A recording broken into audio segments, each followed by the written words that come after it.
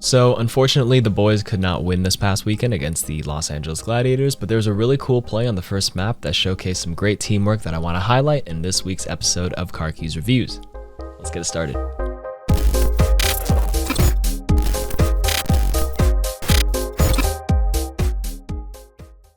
So this week I'm actually going to try something different and play the original broadcast, but pause it and talk it through with commentary so it's a lot easier to follow. So what you're seeing right now is what we call last fight territory.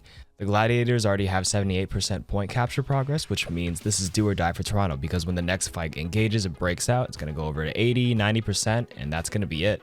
They're coming out of spawn off a previous fight and they're grouping together and moving towards the left side entrance.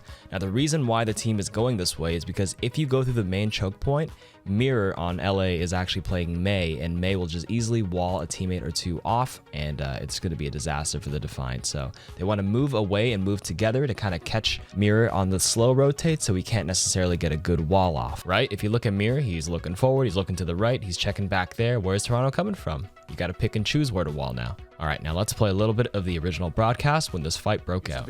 Mirror now. Oh, did they manage to find anybody with that One set, yeah, it was Karev in the back line, but now it's go time. The ultimates are coming out. So I'm going to pause it right there and explain what happened. Mirror attempted to wall off Toronto and got only Karev caught in the back. 5 of the 6 Toronto members did make it to the other side of the wall, so they're able to protect each other and stall until Karev was able to break a piece of the block. Now you heard Brent on the broadcast say ultimates are being used everywhere, and that's true. So Big Goose opened up with sound barrier, Roki on Toronto responded with his own sound barrier, Agility tried to look for a wall of his own to cut off the tank, but he didn't really get anybody, and Beast attempted to earth shatter the team, but only ended up hitting Space, and Space pressed Fortify on Orisa, so nothing actually came from it. Mirror wraps around the Agility's wall and attempts to throw his Blizzard into the Toronto Defiant, and that's where we left off on the broadcast. Let's continue to watch it from there. Yeah, it was Karev in the back line, but now it's go time. The ultimates are coming out from every single side. Sound barrier, Blizzard's getting utilized. Absolutely everything to try and turn this fight. Last-ditch effort, last fight territory, but the Gladiators are the ones who are coming out on top. So as you heard on the broadcast and what Brent said, the Gladiators do have the advantage right now off of Mirror's Blizzard. They managed to freeze Beast and finish him off with Space's damage. And then Nevix on the D.Va gets demeched by Birdring, who focuses him down, and then they back up. So right now it is currently a 6 versus 5, or 6 versus 4.5 if you count the baby D.Va. But now this is where teamwork and confidence, even though you're down in numbers, comes into play. Watch what happens next. Moving to try and turn this fight.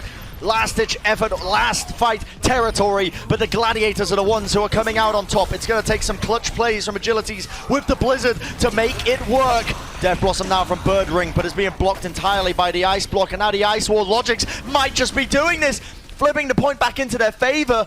The Toronto Defiant have found their opening, and it's all thanks to Logics. Everyone please thank him now as he ends up using the Death Blossom straight into the back line.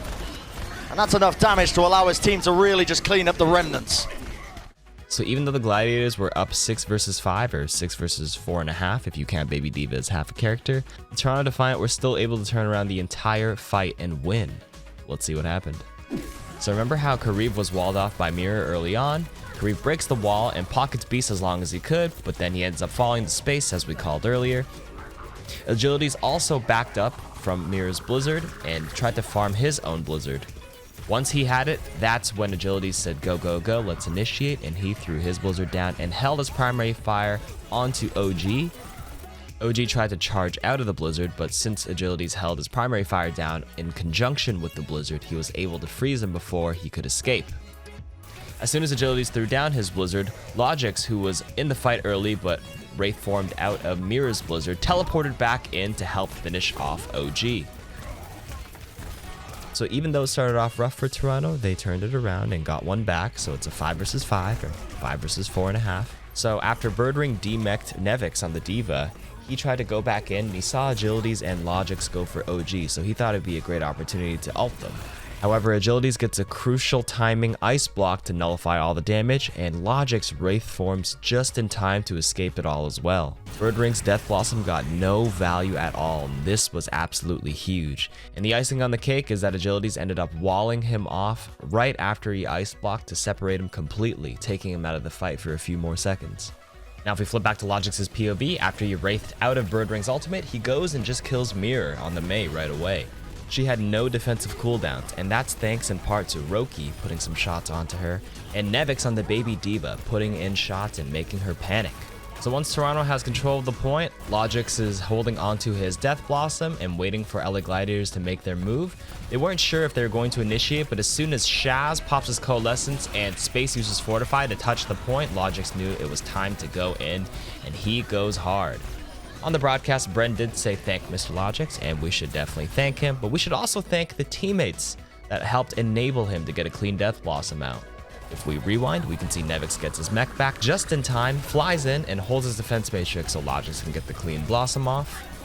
Kariv on the Ana with a solid Ana pocket hits all the shots to keep him up and healthy. And Roki comes zooming in as Lucio to boop Birdring into Logix's line of fire and actually finishes him off with a nice couple of primary fire shots. The biggest takeaway from this teamfight review for all of you guys watching is to remember that in Overwatch, the fight isn't definitively over until everyone is back in spawn. Even though things were looking grim, losing Beast and Nevix's mech early, they played confidently with a plan in mind. Keep this in mind for your own games too. You don't always have to back up and regroup if someone gets picked off early. You can still commit, depending on the resources and ults you still have available. And that's it for this episode. Subscribe to the channel up here, and watch the other episodes down here.